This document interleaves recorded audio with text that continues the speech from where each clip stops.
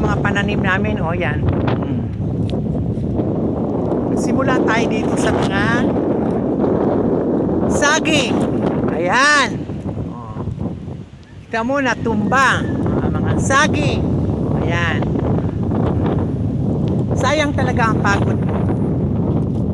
Mga saging, nasira na. O, ayan. Wala pang mga bunga. Ayan. O. Tapos, hindi lang yan. Punta tayo dito sa mga tanim namin mga kamuti. Ayan, o. O. Tingnan mo na mga kamuti namin, o. Diba? O. Tingnan mo yung mga kamuti. O. Nasira lang lahat. O. Ayan. Yan. Yan ang mga kamuti. Bukod pa rito, ito yung mga pinanim din naming mga, ayan. Ang palaya ba ito? Ayan, nasira na rin lahat. O. So, ayan. Nasira na. Tingnan naman ang bagyo. Kung anong ginawa nila. Ito na mga kamuti. O.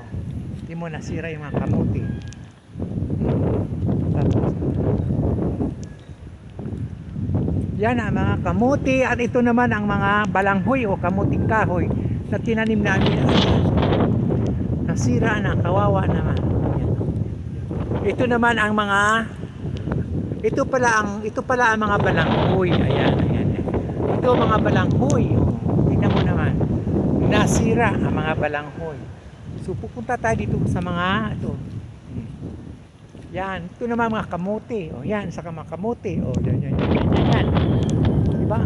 Ang sayang. Sayang Manila. Hinampas talaga ng bagyo. Hindi mo po akalain na ganito talaga. Kawawa naman. Diyos ko. Dapat ito after 1 month nagkakaroon ng mga bunga. Diba? Ito yan. Ito yung mga kamote, kahoy. Ito. Yan. Mahaba din ito. At saka itong saging na isang hilira. Tingnan mo naman. Oh. Yan. Oh. Isang hilira naman kasaging yan.